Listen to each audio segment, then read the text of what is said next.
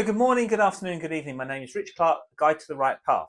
So this week's topic I'm going to talk about, or the topic I'm going to talk about today, is the negative mindset. This is one of the issues we get after anxiety, and we get after motivation and so forth. Negative mindset is something a lot of people suffer with.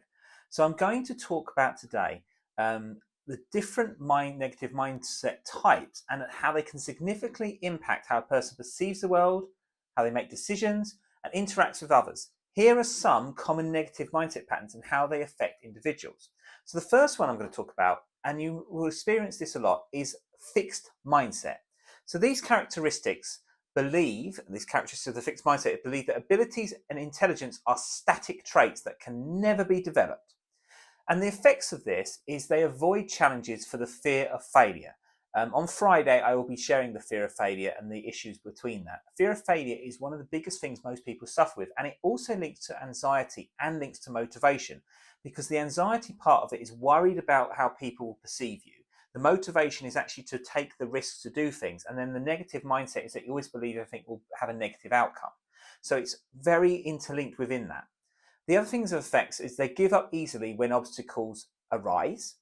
They view their efforts as fruitless, ignores useful feedback, and the difference is feedback can also, that we have to look at constructive criticism. Constructive criticism is actually to help you get better in your work, your relationship, whatever that is. Sometimes feedback can be overly negative as well, but actually constructive feedback is very useful. And most people feel threatened by others' success, and that is also interlinked with the fear of success as well as the fear of failure, because it interlinks, and it's like a seesaw, they kind of match each other.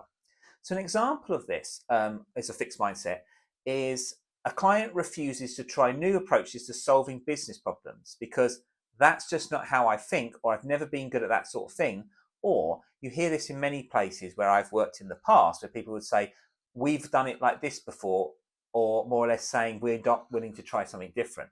Fixed mindsets are not very good in business. They're not very good in entrepreneurial environments, and they're certainly not good up in startups.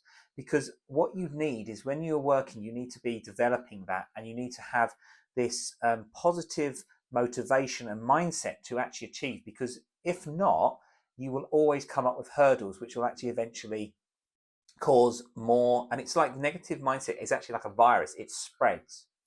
So the next one, which is another negative mindset type, is called catastrophic thinking.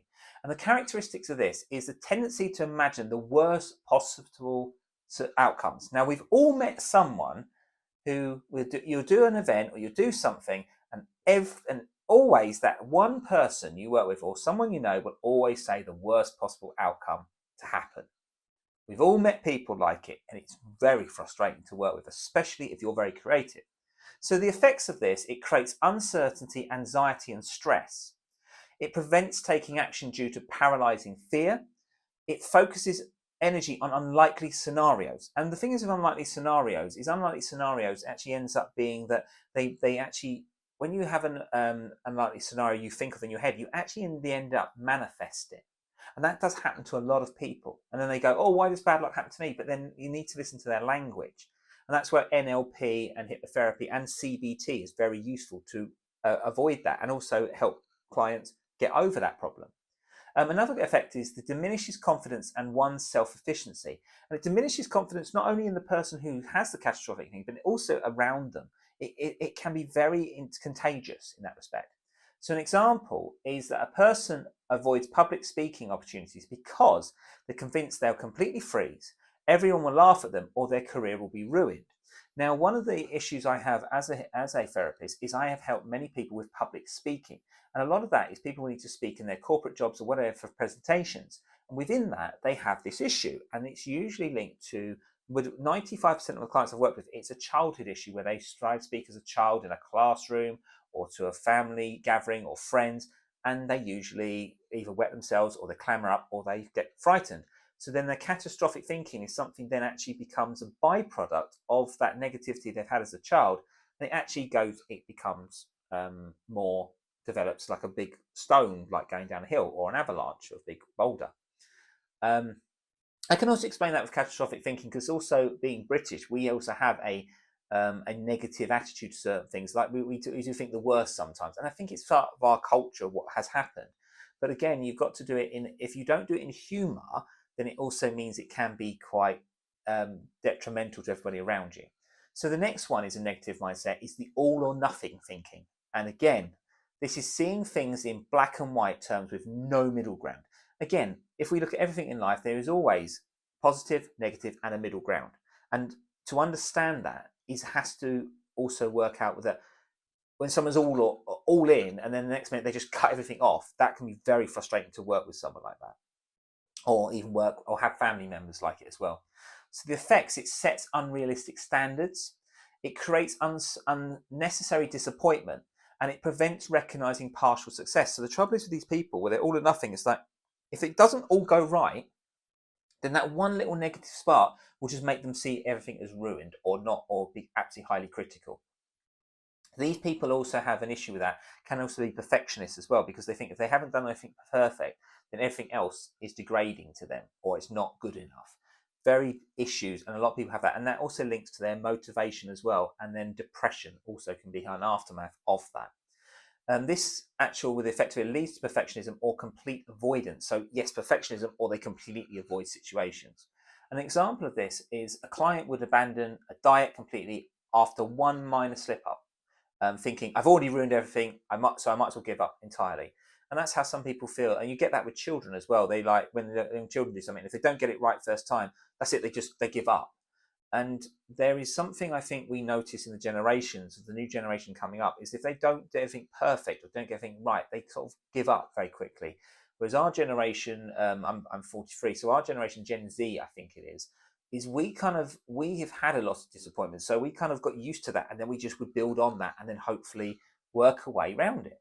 So I think it is something, again, you've got to work with. It can sometimes be within the family attitudes and so forth, but you have to work that out. And it also can mean to just the environment you're around.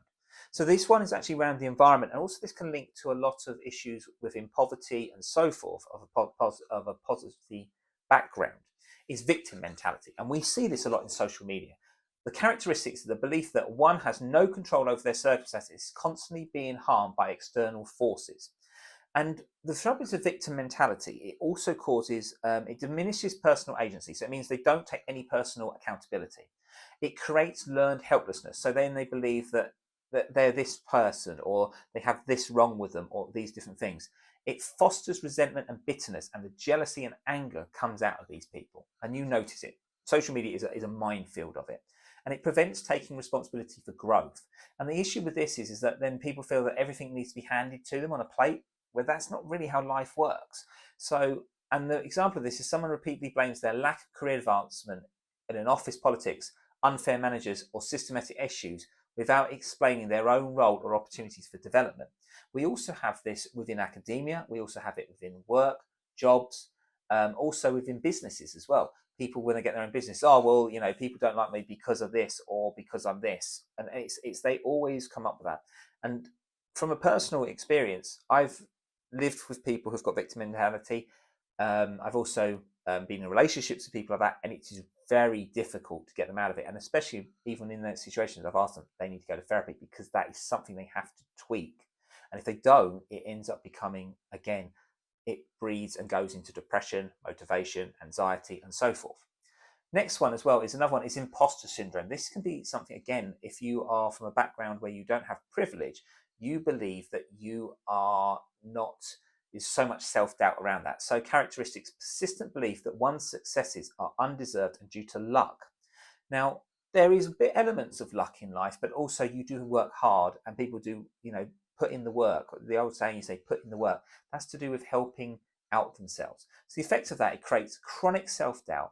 It prevents celebrating achievements. It causes anxiety about being found out, and that anxiety then leads to the motivation and then the negative mindset. And the limit reaches for opportunities. So you'll think, oh, well, I'm not good enough for that, so I won't apply for it, or I won't do that, or I won't apply because, oh, someone's going to be better than me. But that's the thing. You even if you may not have the qualifications to do something, and actually many people who are successful or have achieved things didn't have the actual qualifications or the actual know-how. They just put their effort into getting it right. And the example of this is a successful professional constantly worries they don't deserve their position and works excessively to prove their worth, leading to burnout, depression if they lose their job, or they end up having the burnout or a breakdown, or they lead to anxiety because they're always worried.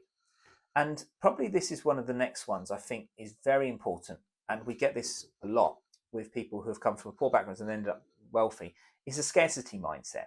And these characteristics believe that there's never enough time, money, or opportunity. And this affects, they're very much, it creates unnecessary competition, prevents collaboration and generosity. It leads to short-term thinking. And this causes stress and anxiety around resources. And this is very much something we notice a lot when we're working with as a therapist. We notice a lot of people have these issues. An example is a client hoards information from colleagues, fearing that sharing knowledge will diminish their value to the organization.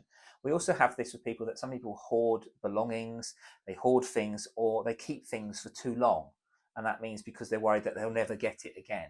And that's very much something has an issue, very much so. The last one I think is very important, and I think this again goes into confirmation bias. And again, we see this a lot on social media. It's a tendency to seek out and favor information that confirms existing beliefs. Now, I'm going to talk about this, about confirms existing beliefs, because it's called Heigel's effect.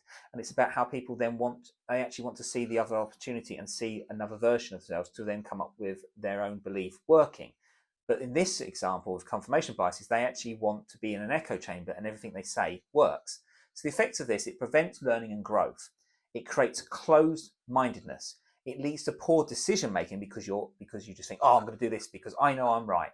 And it reinforces negative patterns, which then in the end, if they're a poor decision, it leads to anxiety and then motivation issues and then again, depression. So you can see how it all interlinks. An example of this is a person who believes they're likable, notices every minor social rejection while ignoring positive interactions, further cementing their negative self-perception. So understanding these mindsets, patterns, is the first step in helping any client, any person, recognize and addressing them. And with awareness and intentional practice, these negative thought patterns can be transformed into a more productive and positive way of thinking. And that's the difference, not just about negative thinking, making it positive. You've also looked at the motivation and the anxiety and then stop it leading to depression or leading to other issues. And all within this, so we've talked about it in the idea of working environment, it also affects relationships, it affects family, and it affects people if they're in relationships before they're getting married, when they're married, and so forth. So this, to me, is something I deal with a lot, different aspects of this. So if you are interested in sorting this out, please go to www.richclark.net and please book for a free discovery call, and then we can find out with your discovery call what you are after, what you need, and then you can either do these options. You have one is the first option is a one session to hopefully work on that. And then within that, after that one session, if you believe or feel that my work is helping you, then you go into a program which is called the ARC program, or you go into the life empowerment coaching program, which is a bit more sessions. And all of these, if you do the more sessions or these programs, your sessions become cheaper. So anyway, until next time, I shall speak to you soon. Goodbye.